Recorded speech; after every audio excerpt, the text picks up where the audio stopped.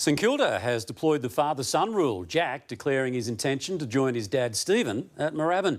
Chief Football reporter Tom Morris is in Adelaide for us. And Tom, before we get to tomorrow night's final, which is why you're there, tell us more about Jack's move. Quite incredible the way this has played out, Tony. It moved so quickly over the last 8 days. About 8 or 9 days ago, they were clearly the third party behind the Western Bulldogs and Collingwood. And then on the flight today, Craig McRae missed a call from Jack Silvagni to tell him that he has chosen St Kilda, where his dad, as you said, is the list manager and not Collingwood. So this deal is 5 years and worth between $800,000 and $850,000 a year. He's a 27-year-old, which means the Carlton are an outside chance to get band 1 compensation, probably more likely band 2, which is the end of the first round. And what it means is the Dogs and the Pies will have to search for a defender from somewhere else. Either way, it's a big free agency move, and it would be quite weird actually to see a person with the name Silvagni playing for St Kilda next year as a free agent. So that will be formalised in early October. All right, the teams for tomorrow night are in. Adelaide have brought in McRae and Pedlar. They've dropped Billy Dowling and Sid Draper, pick 4 in last year's draft, and Brodie Smith will be the sub. Now Collingwood, Will Parker comes in, and Mason Cox, for the first time since round 19, will play. He replaces Dan McStay, who's been omitted, and Jeremy Howe, of course, has that groin injury. So as I said earlier, 10,000 fans are coming across the border in the next 48 hours. Buses, trains, planes, cars, you name it. They'll be here at Adelaide Oval tomorrow night, making as much noise as they can out of what is a massive qualifying final between two very new age rivals, it must be said. It's very much a case of deja vu. The Magpies taking flight to Adelaide just 3 weeks after embarking on the same trip. The altitude and the stakes are high. Yeah, I think everyone's excited, especially after a couple of weeks ago. So I think everyone's keen to go down there and show them what we can do. The flight, albeit for an hour, is the last real chance to rest up before tomorrow night's match. A sleepless night awaits. We just need to bring our DNA for all 4 quarters, fight, pressure territory, which I think we can do. And yeah, I think everyone's pretty keen to show that. Coming over Adelaide against the best team in the comp is a great challenge for us. We're really excited for it. September brings tension, and the tension heading into this match is bordering on an all-time high, fueled by the last encounter when Crow star Isaac Rankin was banned for making a homophobic slur to a Collingwood opponent. That incident alone has generated fears of unruly behaviour here tomorrow night, with already the likes of Rory Sloane urging fans to keep their emotions in check as the AFL deploys more security for this game than they otherwise would for a home and away match. Rankin returned to West Lakes this morning to address his Adelaide teammates, hours after issuing a public apology for the comments that saw him suspended for 4 games. I am in no way a victim, but by going away it's given me the space to reflect and educate myself, to understand the weight of my mistake. And I'm fully committed to bettering myself in that area. Rankin won't play again this season unless the Crows lose to Collingwood tomorrow and still go on to make the grand final. Tom Morris, 9 News.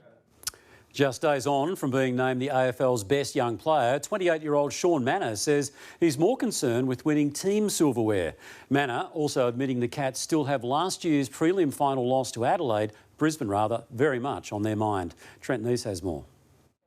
It might be close to 12 months on since the Cats lost to Brisbane in a preliminary final, but it still stings. It was a big game last year and we missed out in the grand final, and who knows what could have happened. So it's always in the back of your mind, but it's not the first thing. Unfortunately for Sean Manor, the experience was his first heartbreak at AFL level, though now in his second season, he's hungrier than ever. We've taken a lot of learnings out of last time we played him here, and you'll see different Cats out there, that's for sure. The 28-year-old was awarded the Best Young Player at the All-Australian Awards earlier this week, which, much to the delight of his teammates, has kept Manor feeling young. I'm still very inexperienced at AFL level, and I still feel quite young as it is, so I'll take that. Lawson Humphries is also gearing up for his second tilt at finals, and it's Geelong's cruisy lifestyle which is delivering the defender peace of mind. We're probably lucky to be away from Melbourne, because I would imagine Melbourne being super hectic, and out here it's obviously for me, it's a 10-minute drive home every day, which is pretty easy. Geelong have only ever played the Lions 3 times here at the MCG, with all 3 of those occasions being preliminary finals. They've won just 1 of those matches,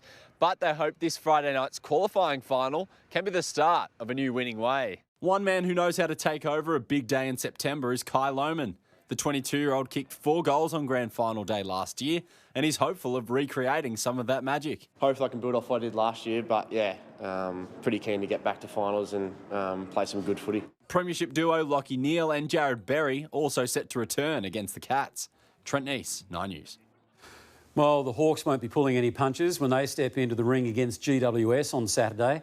Vice-Captain Dylan Moore has revealed things have been getting a little heated at training in the lead-up to their elimination final.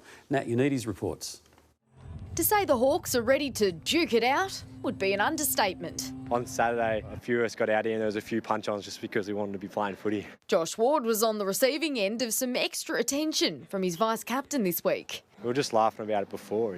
I kind of decked him post. I was a bit angry Saturday, so I decked him and he went back at me. It could all spell trouble for elimination final opponents, the Giants. I hope so. They've got a lot of physical guys and a lot of talent that probably fire off that, and we do too, so I hope it's a fiery clash.